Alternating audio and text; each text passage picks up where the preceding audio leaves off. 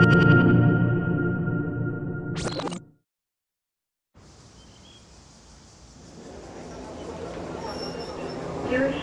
Station. Hiroshima Station. This is the last stop. Thankful to arrive at the L'ère nucléaire a 60 ans. Si on parle de paix, dans moins de 20 ou peut-être 30 ans, les survivants de la bombe atomique auront disparu. J'aimerais transmettre l'histoire de ma grand-mère aux jeunes générations. Mon rêve est que son histoire ne meure pas.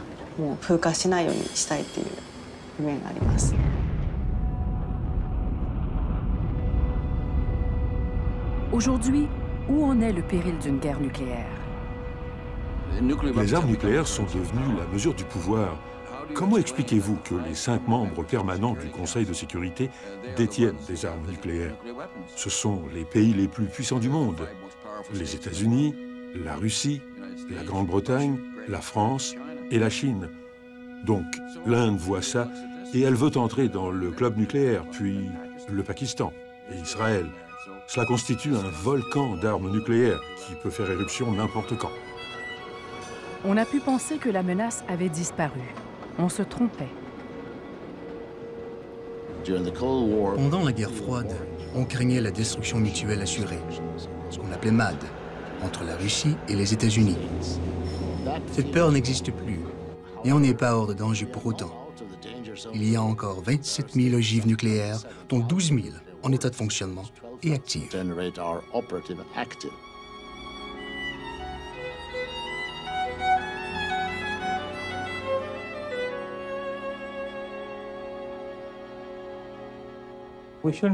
N'oublions pas Hiroshima et Nagasaki. Il y a un nouveau discours qui dit qu'il n'y a rien à craindre quand des démocraties possèdent l'arme nucléaire. Mais ce n'était pas une dictature qui avait ordonné l'utilisation de la bombe atomique. Quel est l'héritage de cette arme et quel futur nous réserve-t-elle?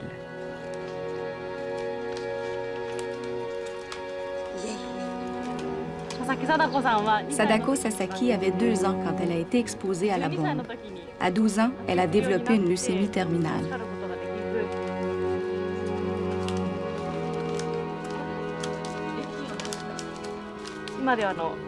Elle pensait que si elle faisait 1000 oiseaux en papier, elle guérirait. Après sa mort, ces oiseaux sont devenus un symbole de paix.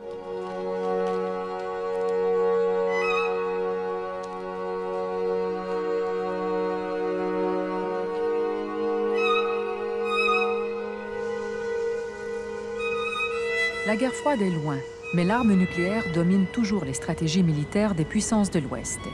Pour ces gouvernements, le souvenir du 6 août 1945 et de ses 143 000 morts ne serait plus que celui du triomphe des États-Unis sur le Japon.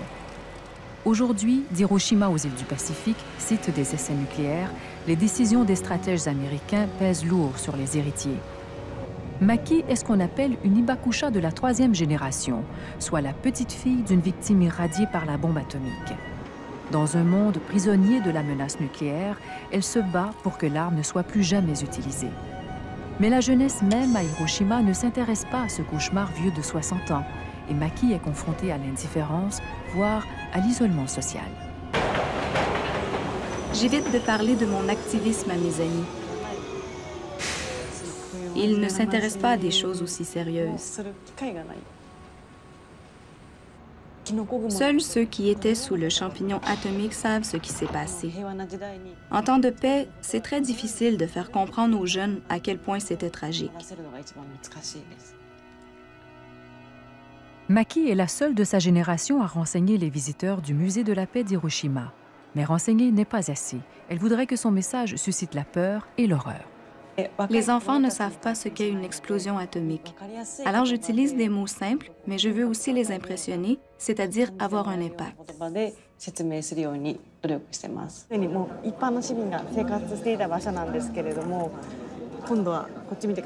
Regarde ici, s'il te plaît.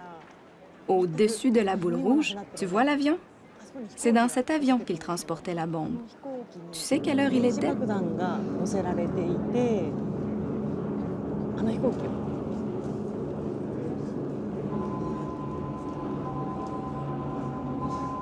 Tu sais quelle heure il était?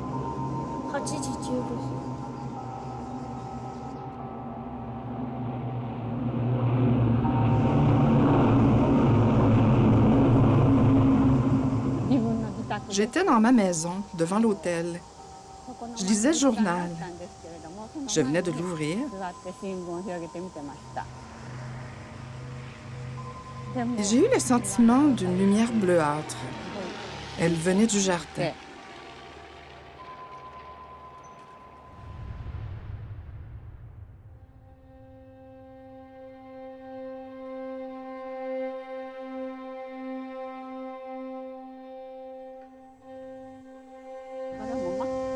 Puis tout est devenu noir. Je ne pouvais pas bouger. J'étais enterrée sous les décombres de la maison.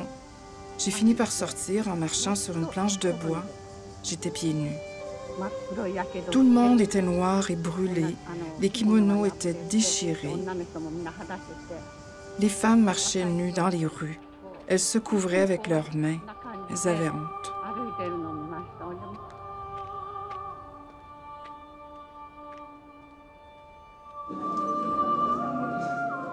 C'était l'heure où les gens finissent leur petit déjeuner. La chaleur était tellement intense que la peau fondait et calcinait. C'était comme quand tu fais brûler tes toasts. Exactement comme ça.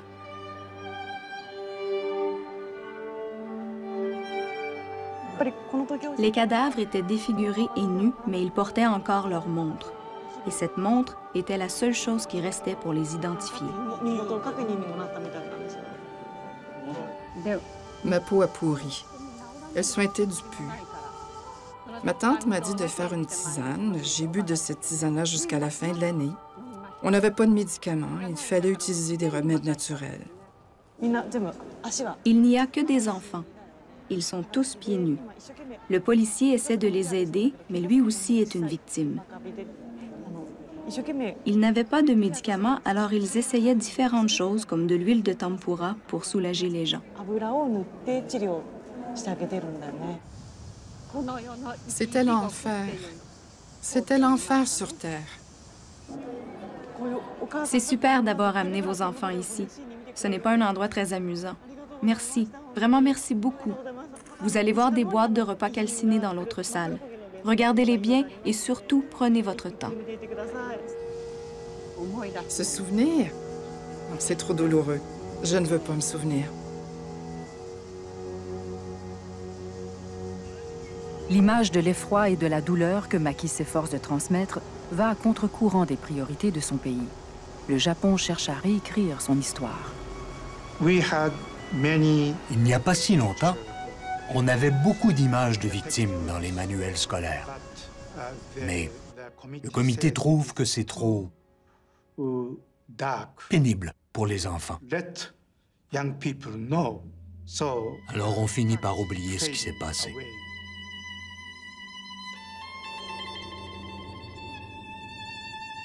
Une des raisons est la dépendance du Japon vis-à-vis du parapluie nucléaire américain et sa politique en matière de sécurité. Pour eux, la bombe atomique est un mal nécessaire. La version officielle américaine du bombardement atomique a été adoptée par le Japon. Ici aussi, on admet que l'utilisation de la bombe atomique a précipité la fin de la Deuxième Guerre mondiale et a sauvé la vie de beaucoup de gens.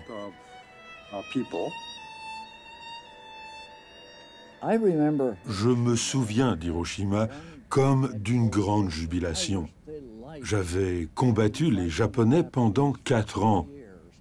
J'étais à Pearl Harbor sur un destroyer le matin de l'attaque. Mais avec le temps, j'ai compris qu'on aurait pu gagner la guerre sans la bombe. Et j'ai commencé à avoir des regrets. Hiroshima, Nagasaki avaient été choisis pour être les villes cibles de la bombe atomique. Elles n'avaient jamais été bombardées parce qu'ils voulaient savoir exactement quels seraient les effets. Au moment du bombardement, on avait coupé presque tout le ravitaillement du Japon. Toute la région était minée. En quelques mois, le Japon aurait été forcé de capituler.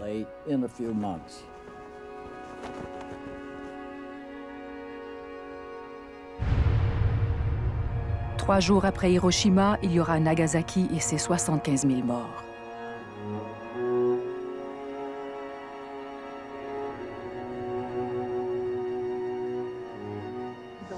Maki rencontre une autre héritière, Fumi, originaire de Nagasaki.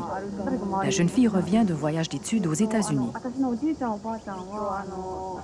J'ai pris un cours d'histoire américaine où on étudiait l'utilisation de la bombe atomique. Le professeur nous a demandé quels étaient les aspects positifs et les aspects négatifs des bombes atomiques sur le Japon. On devait y penser et puis en discuter. Ça m'a fait un choc. J'ai réalisé qu'il fallait que je parle aux gens des conséquences de ces bombes. Ma grand-mère ne m'a jamais rien raconté. Je n'ai appris son histoire que récemment, après mon entrée en 2e année d'université. Je pensais que c'était peut-être la seule fois que je l'entendrais. Je me souviens que j'étais très heureuse. Tu étais seule avec elle? Oui, on était seules toutes les deux. Ça t'a beaucoup émue? J'ai grandi près d'elle. Mais soudain, j'ai découvert qu'en réalité, je ne connaissais pas vraiment ma grand-mère.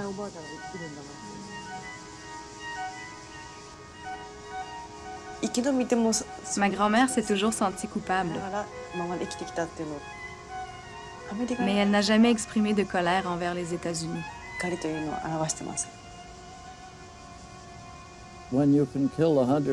Quand on peut à la fois tuer 100 000 personnes et détruire une ville, c'est très économique. Et puis, c'est tellement dévastateur que ça annule chez les gens toute volonté de se battre.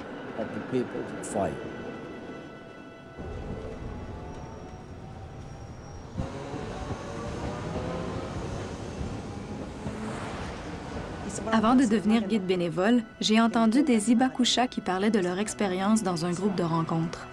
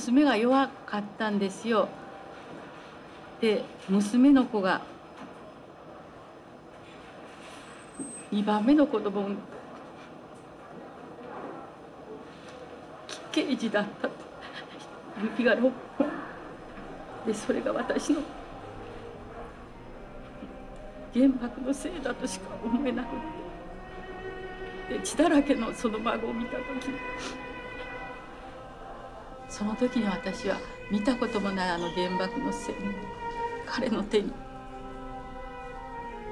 です。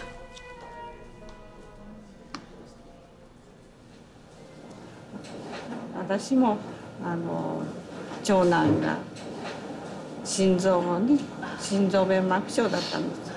その時に手術していただいて開いてみて初めて生まれつきことが分かる。心の中に自責の念を持ってね。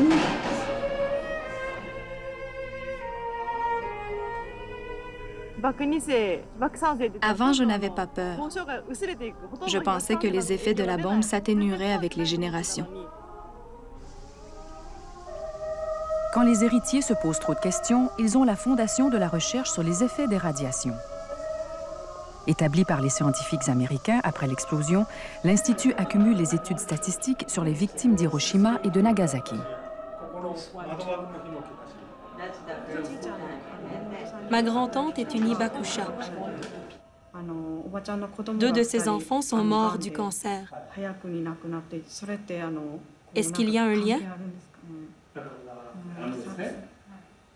Depuis 1948, nous faisons des recherches basées sur des modèles statistiques. Nous n'avons pas trouvé de lien.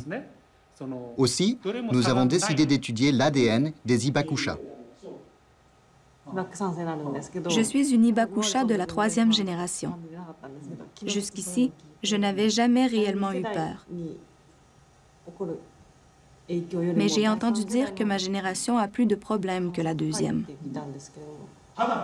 En effet, les maladies attribuées aux mutations génétiques sont une tragédie. Êtes-vous vraiment sûr de vouloir savoir?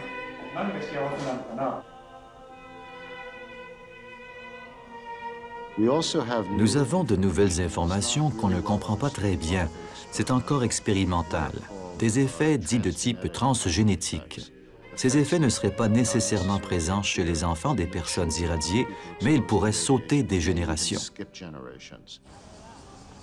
En attendant les résultats de ces nouvelles études sur l'ADN, la Fondation américano-japonaise laisse les héritiers dans le doute. Et étant donné le stigma social attaché à l'irradiation, ce doute protège Maki et tous les enfants descendants d'Hiroshima et de Nagasaki.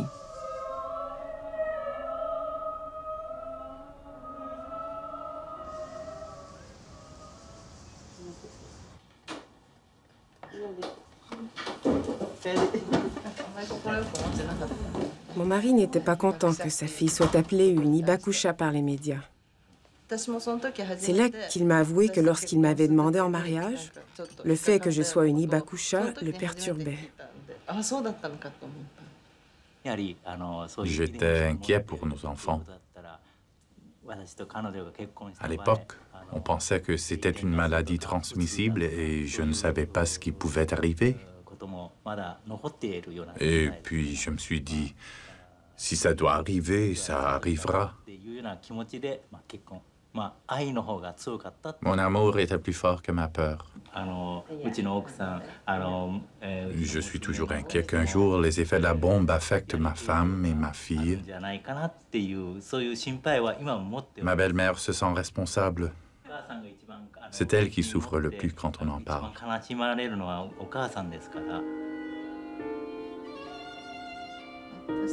Je suis née à Hiroshima et c'est ici que j'ai grandi. Les étrangers insistent toujours sur le fait que je suis d'Hiroshima. Je n'aime pas beaucoup ça.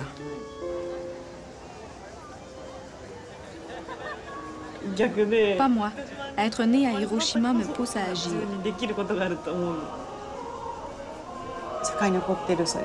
Lors de mes études universitaires, j'ai beaucoup appris sur les conflits dans le monde. Les vraies victimes sont toujours les enfants, les femmes et les civils en général. Les puissances nucléaires sont conscientes de l'immensité des dommages collatéraux de leurs arsenaux. Leurs bombes sont 10 fois, 100 fois Hiroshima. Mais les scientifiques américains qui travaillent pour l'armée n'ont pas dit leur dernier mot. On parle de fabriquer des armes nucléaires de plus petit calibre ou capables de pénétrer plus profondément la Terre. Les Américains veulent produire des armes anti-blocos qui, disent-ils, ne disperseraient pas de radioactivité. En fait, ces armes ne pénètrent pas profondément le sol, ce qui dégage beaucoup de débris radioactifs.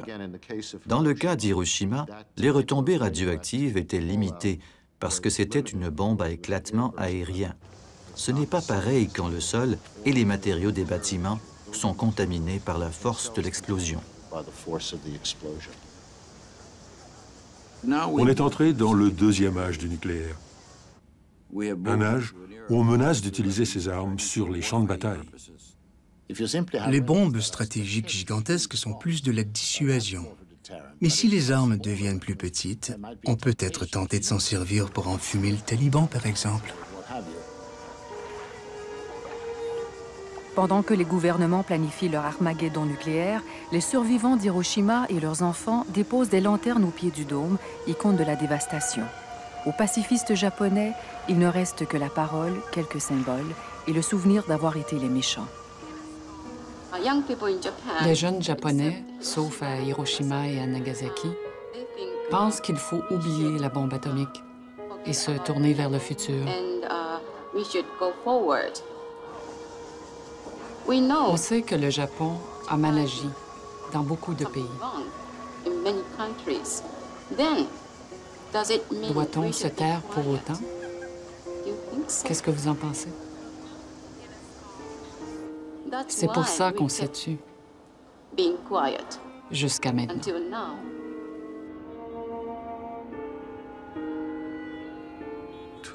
Il y a 2 ans, 2 politiciens japonais haut placés ont suggéré qu'il était temps pour le Japon de songer à avoir des armes nucléaires.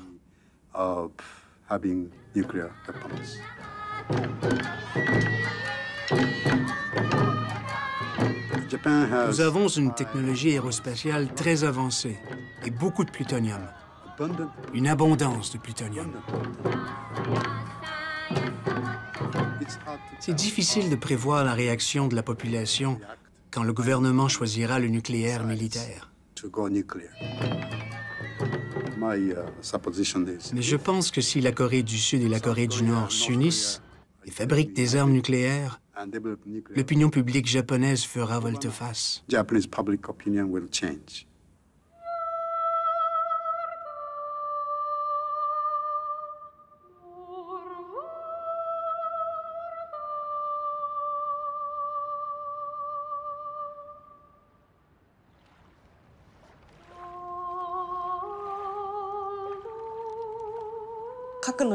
La dissuasion nucléaire existe, mais cela me désole qu'on n'ait rien trouvé de mieux pour vivre en paix.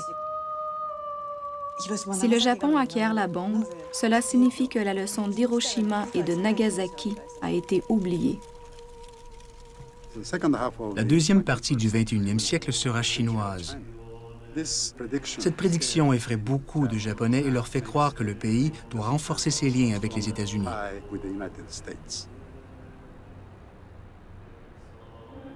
Hiroshima n'est pas une fin. C'est un cri qui annonce un nouveau chapitre de l'humanité. Stimulés par l'étendue des dévastations, les États-Unis se lancent à la poursuite de l'arme absolue. L'océan Pacifique devient leur laboratoire, mais ce laboratoire est habité.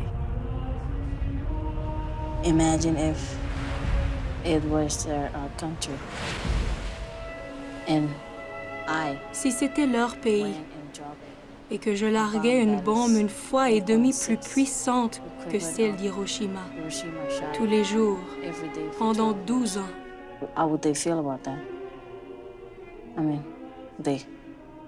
Est-ce qu'ils resteraient les bras croisés ou est-ce qu'ils protesteraient?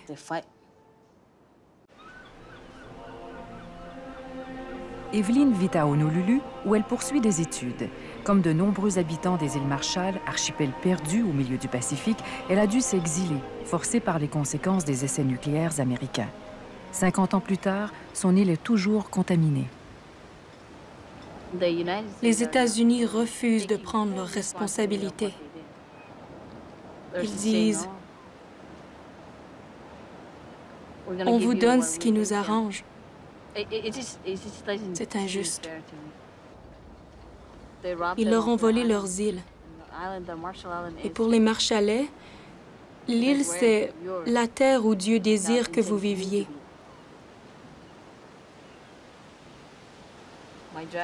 Je veux finir mes études et servir mon peuple. L'économie de son pays dépend des États-Unis et le dialogue absurde de déséquilibre entre ce petit peuple et l'Amérique toute puissante déchire la jeune femme. Comment obtenir justice des États-Unis lorsqu'on est marshallais? Peut-être avec le souvenir, la seule arme dont Evelyn a hérité. C'est à cause des survivants que les Américains nous donnent de l'argent. Je veux parler pour être sûr que leur histoire ne meurt pas, pour que l'on se souvienne que ce sont eux qui ont le plus souffert de la bombe atomique. J'ai fait une présentation pour Think Outside the Bomb, une conférence pour la jeunesse sur le nucléaire.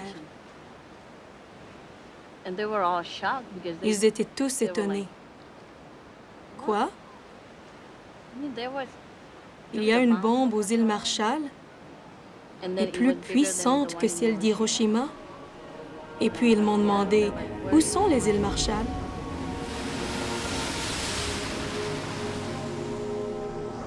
Alors j'ai dit, les îles Marshall sont entre Hawaï et Guam, parce qu'ils ne connaissaient même pas leur existence.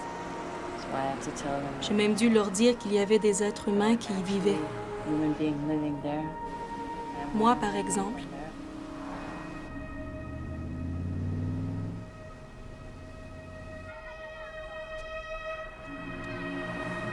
Majuro, la capitale, Kwajalein, la base militaire américaine, Ibai, l'île bidonville, Bikini, Enewetak, les points zéro, Rongelap, déserté depuis les explosions.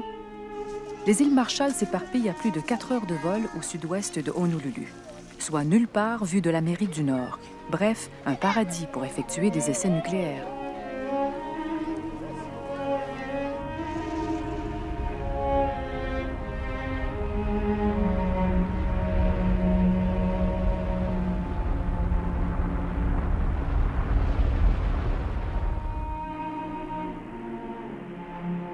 All right, now, James, tell them that the United States government now wants to turn this great destructive force into something good for mankind. Everything good and everything in God's hands. Everything being in God's hands, it must be good.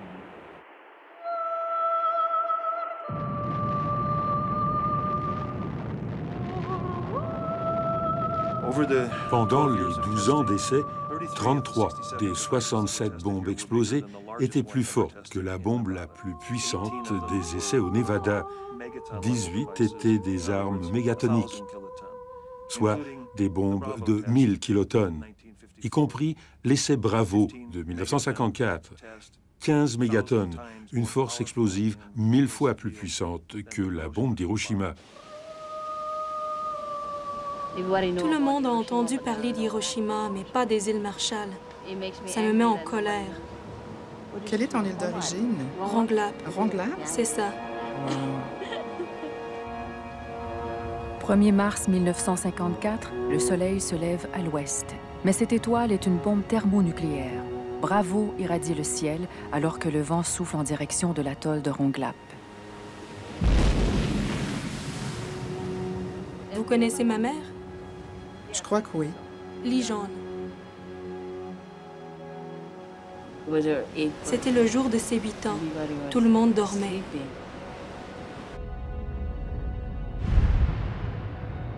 La lumière était si vive. Mes yeux se sont grands ouverts.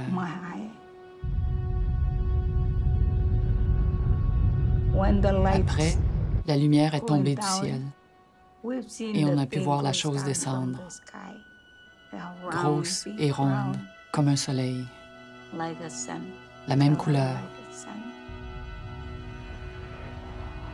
Un vent très fort nous a projetés sur le sol. La terre tremblait. On avait très peur.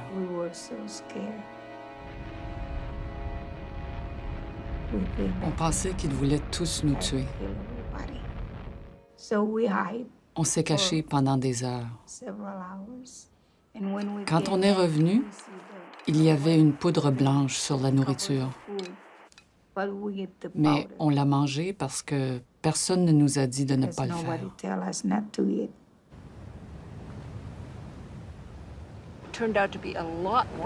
La bombe s'est avérée beaucoup plus puissante que prévu.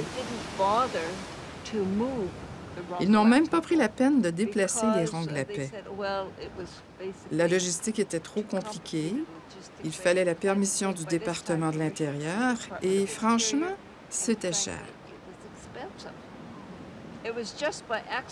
C'est de façon accidentelle qu'on a appris que Rongelap avait été recouvert de résidus radioactifs. C'est parce qu'un petit bateau de pêche japonais qui naviguait par là avait aussi été recouvert de poussière radioactive. C'est le bateau qui a fait les manchettes. Je ne le savais pas. Le bateau s'appelait le Dragon chanceux. Le gouvernement américain a envoyé des médecins. Le médecin-chef a dit « Ils vont être rétablis dans un mois ». 6 mois plus tard, l'opérateur radio était mort. Pour les ronds à paix, les effets ont été plus lents. Ils avaient beaucoup de vomissements. Ils perdaient leurs cheveux. Quoi d'autre? Des brûlures. Oui. Ma mère, ses cheveux étaient brûlés à partir de là et sur le dessus. On ne pouvait pas ne pas le savoir.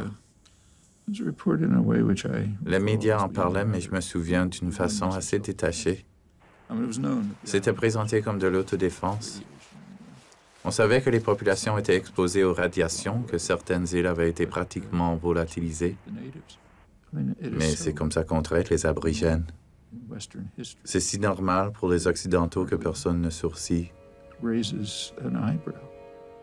En pleine course aux armes nucléaires contre l'ennemi soviétique, la presse américaine se passionne surtout pour la puissance démesurée de Bravo et très peu pour les victimes de la guerre froide, ce qui n'est pas le cas de la communauté scientifique.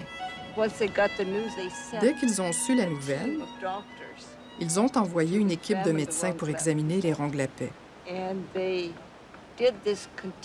Ils le font continuellement depuis parce que la population a subi les retombées d'une bombe atomique sans subir l'explosion elle-même. Elle est donc un exemple vivant, plus pertinent pour le reste du monde que les victimes d'Hiroshima et de Nagasaki. Ce qui est arrivé aux îles Marshall n'est pas du même ordre de ce qui est arrivé à Hiroshima. Ici, on parle d'une irradiation chronique pendant des années, par opposition à une seule explosion. En plus, le mégatonnage était des milliers de fois celui d'Hiroshima. Beaucoup disent qu'on ne peut pas comparer les deux parce qu'il y a une différence dans le déroulement des événements et dans la dose de radiation. L'explosion de Bravo a été un tournant de l'ère nucléaire. Beaucoup de scientifiques se sont alarmés. Je pense que le mouvement pour arrêter les essais nucléaires n'était pas provoqué par la peur de la bombe elle-même, mais par ses répercussions quotidiennes sur l'environnement, notre santé et celle de nos enfants.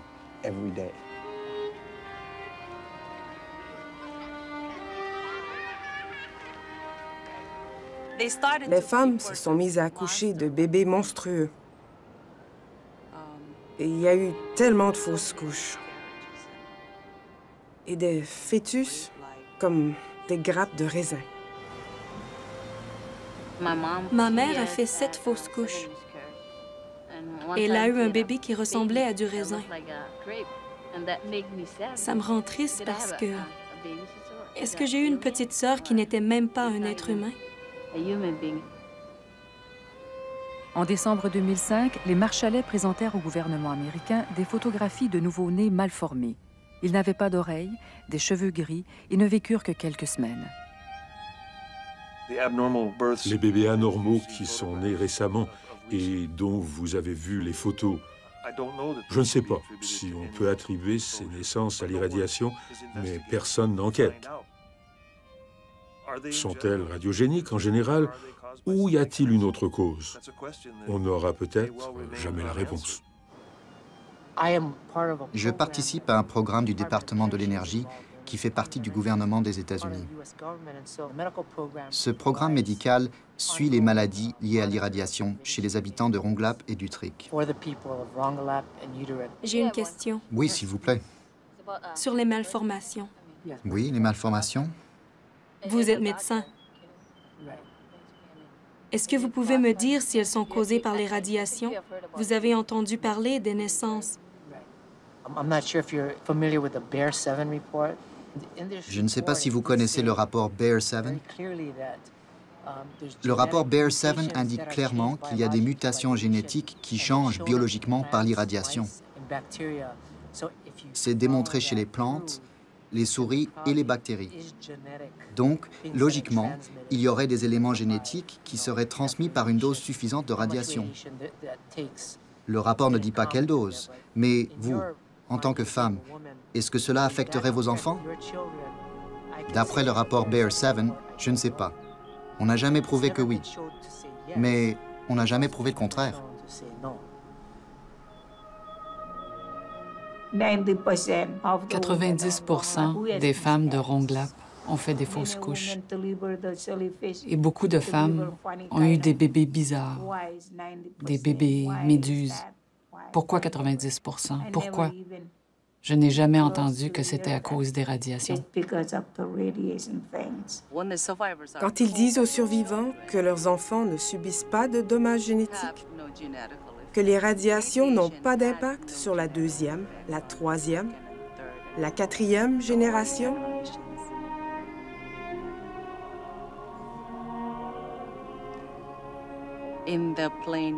nos survivants ne les croient pas. Nous savons qu'il y a des effets génétiques. Je n'ai pas d'enfants à moi. J'en ai adopté 3, 2 garçons et une fille.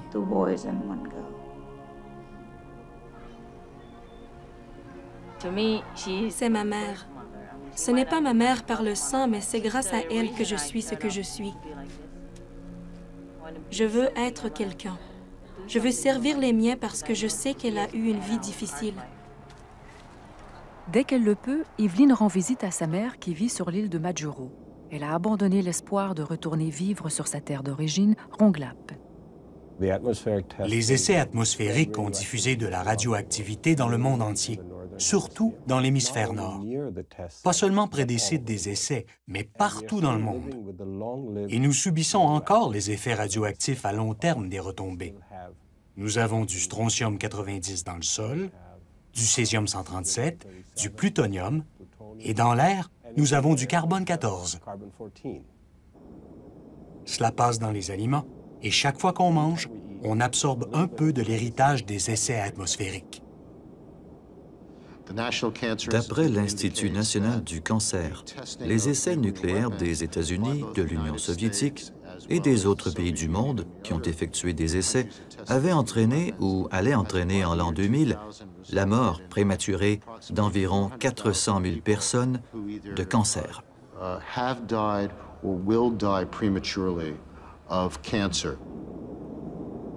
Soudain, le vrai visage de l'arme se révèle. C'est un boomerang dans les caprices du vent et des courants atmosphériques. Les frontières se dissolvent. Aux morts japonais s'ajoutent des centaines de milliers d'autres. L'arme nucléaire a fait beaucoup plus de victimes qu'on le croit. Elle continue.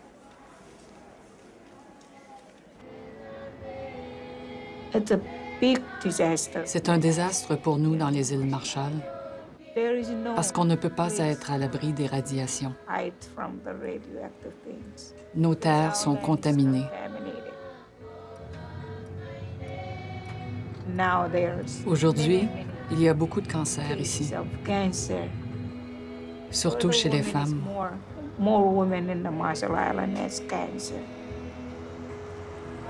En moyenne, le risque de cancer dû aux radiations est plus élevé chez les femmes. Les petites filles sont beaucoup plus vulnérables que les autres segments de la population, particulièrement au cancer de la thyroïde. À peu près 100 fois le risque couru par un homme adulte pour la même dose d'irradiation.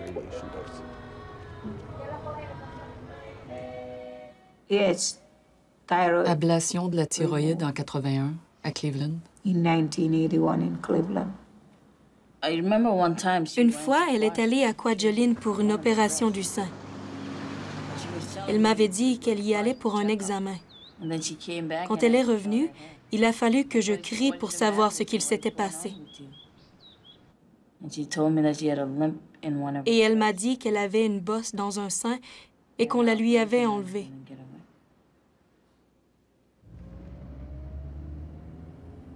Dans les années 90, quand les États-Unis ont rendu public une partie de l'information secrète, top secrète, sur les essais nucléaires, on a commencé à mieux comprendre les effets des radiations.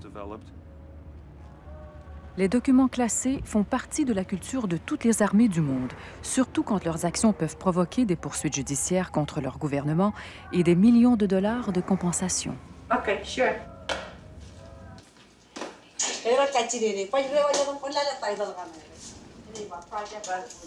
Okay, these are so-called declassified documents. They were declassified in 1994, if I remember correctly, but we just got them either 98 or 99, little by little, like several boxes at one time. Il y a eu ce projet, le projet 4.1. Les États-Unis voulaient en savoir plus et étudier les effets des radiations sur l'être humain. Et donc, les ronglapets ont été choisis pour servir de cobayes. Leur logique était la suivante. Je cite un rapport de 1958. Nous avons besoin de connaître les conséquences sur l'être humain. L'habitat des insulaires nous permettra de recueillir des données écologiques très utiles sur les effets des radiations. Nous pourrons suivre les divers radioisotopes du sol à la chaîne alimentaire jusque dans l'être humain, où nous étudierons leur distribution dans les tissus et les organes, les demi-vies biologiques et les taux d'excrétion. Ils ont fait venir des gens d'Égypte pour faire des expériences. Ils les ont photographiés avec leur identité. Ils s'en sont servis comme cobayes. Alors, on a compris ce que c'était que le projet 4.1. Nous savons qu'une irradiation chronique à faible dose entraîne une augmentation des taux de leucémie et de cancer de la peau. Mais nous ne savons que très peu de choses sur les effets sur l'être humain. Pour donner de bons soins de santé, il faut d'abord que les gens qui reçoivent ces soins aient confiance dans les traitements prescrits. Cette confiance dépend beaucoup du contexte historique. Et là, je pense qu'il y avait nettement un problème de confiance. Le département de l'Énergie conserve 90 000 mètres cubes d'études sur les radiations. Le sujet exerce une telle fascination que dès 1947 et pendant plus de 20 ans, les laboratoires universitaires procédèrent à des expériences sur la population américaine elle-même. Dans certains des établissements de santé les plus réputés des États-Unis, on a injecté du plutonium aux gens. On disait que le but de ces expériences était de trouver un moyen de se protéger contre l'irradiation. Autant que je me souvienne, ces expériences n'ont jamais débouché sur une information utile. On a donné du fer radioactif à des femmes enceintes pour en étudier le métabolisme dans leur corps. Quant aux enfants, dans une école pour des enfants atteints soi-disant d'un handicap mental, on servait des céréales radioactives. Quand on a demandé au président de la Health Physics Society s'il donnerait ces céréales à ses propres enfants, il a répondu « Bien sûr que non ». Et ça, c'est le problème des endroits comme Ronglap. Les retombées immédiates semblent être intimement liées à la contamination mondiale. Je suis persuadée que le tir Castle Bravo n'aurait pas été effectué parce que toutes les îles de Bikini, Rongerik et Ronglap sont clairement dans la zone des retombées.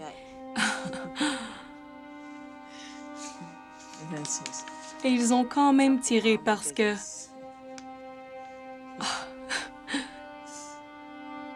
C'est incroyable. Ils ont toujours dit que tout le monde peut se tromper. C'était une erreur. Mais quand on planifie très longtemps, on ne peut plus dire que c'est une erreur. C'était leur plan. Compte à rebours.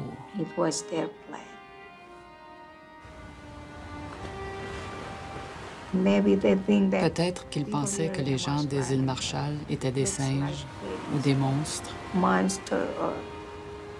Ça ne leur venait pas à l'esprit qu'on était des êtres humains, comme eux.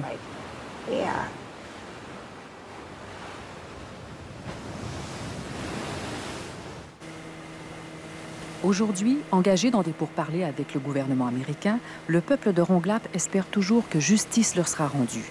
Mais les États-Unis font peur. I don't believe in a confrontational policy and being an anti-American. I think that would be counterproductive to our issues and our relations with the United States. Je crois que les États-Unis doivent prendre en charge la totalité des soins de santé des Marshallais. Parce qu'ils sont responsables des essais.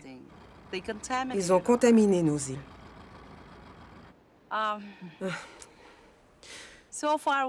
Jusqu'ici, on a négocié avec eux et ça n'a pratiquement rien donné. Pendant que les Rongelapais courent après leur programme de santé et de décontamination de leur île, d'énormes dépenses se font sous leurs yeux. Et oui, les îles sont toujours au cœur de la recherche militaire avec pour épicentre Kwajalein. Kwajalein était une base navale qui assistait à les essais. Pendant les années 80, quand le programme de la guerre des étoiles a démarré, Kwajalein a repris de l'importance. C'était le récipiendaire des fusées lancées depuis la base aérienne de Vandenberg en Californie et qui atterrissait dans le lagon ou près de Kwajalein. Depuis plus de 20 ans, l'armée américaine bombarde Kwajalein avec le rêve de se construire un bouclier antimissile. Mais ce parapluie atomique, qui coûte chaque année plus de 10 milliards de dollars aux contribuables américains, est aussi l'un des plus controversés, car l'administration en place ne cache pas sa volonté de placer des intercepteurs dans l'espace. Le gouvernement de Paul Martin s'était engagé secrètement à participer au programme de missiles américain, mais beaucoup d'entre nous ont dit « Un instant, ce n'est pas un programme de défense antimissile, c'est le début de la militarisation de l'espace. » Après que l'on a informé la population canadienne, elle est passée de 65 % pour à 65 % contre. Paul Martin a dû dire aux Américains que les Canadiens refusaient de participer. Les États-Unis ont bloqué unilatéralement les efforts de la Commission du désarmement de l'ONU pour empêcher la militarisation de l'espace. L'absence de discussion internationale sur ce qu'ils planifient dans l'espace est dramatique. D'un côté, on a une armée d'ingénieurs qui améliorent nos cellulaires et les communications dans le monde. De l'autre, on a une armée d'ingénieurs qui planifie la destruction de tout ce qui va là-haut. Ils nous disent que c'est un leurre. Rien. Une cartouche vide. On veut bien croire que c'est sans danger. Mais comment leur faire confiance?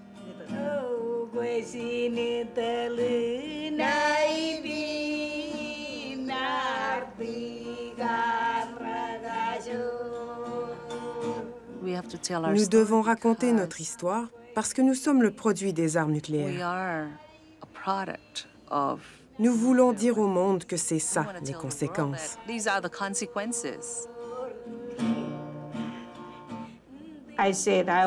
J'ai presque abandonné. C'est ma vieille chanson. Depuis que je raconte mon histoire au monde entier, encore et encore, je me demande quelle est mon histoire au juste. Est-ce que ça vaut la peine de la faire entendre à tout le monde? S'il n'y a pas d'argent pour le programme de santé des gens de Rongelap, ça sert à quoi? Je dis, prenez mon corps pour vos expériences, morceau par morceau, mais faites quelque chose pour les Rongelapais, partout dans les îles Marshall. Au moins, il faut donner quelque chose en retour. Nous ne faisons pas des affaires pour rien. Mon corps est déjà contaminé. Pourquoi ne pas retourner? Enterrez donc mon corps contaminé dans mon île contaminée.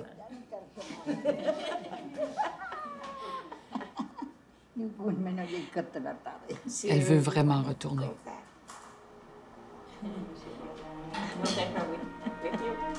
En 1996, le témoignage de Lee John Eknilang devant la Cour de justice internationale a scellé le destin des armes nucléaires. Le 8 juillet, l'Assemblée des juges déclarait « La menace d'utilisation ou l'utilisation d'armes nucléaires en général est en contradiction avec les normes juridiques internationales incluses dans le droit de la guerre. » Les juges de la Cour internationale ont été unanimes sur l'élimination des armes nucléaires dans le monde. Ils ont déclaré que l'arme nucléaire violait un grand nombre de principes du droit international. On ne peut pas dire « je n'aime pas les Américains » parce qu'il y a plus de gens comme nous aux États-Unis. Notre douleur est pour tous ceux qui vivent sur une terre contaminée, comme nous.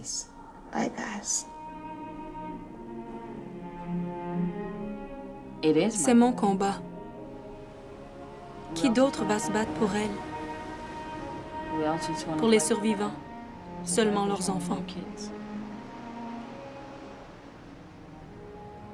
Ni colère, ni haine dans la voix des survivants, juste une insondable douleur. Les puissances nucléaires ont de la chance. Les voix des victimes sont trop faibles pour empêcher le retour en force de ces arsenaux dans les stratégies militaires. La Cour de justice internationale est une instance morale et son opinion n'a pas eu d'effet sur des pays qui associent leur pouvoir à la bombe atomique. Alors, entre les images des victimes délavées par le temps, la perte de mémoire, le mépris du futur, on compte sur les héritiers pour s'interposer. Mais au-delà de Maki ou d'Evelyn, qui peut dire qu'il ne vit pas dans l'héritage d'Hiroshima ou de Ronglap?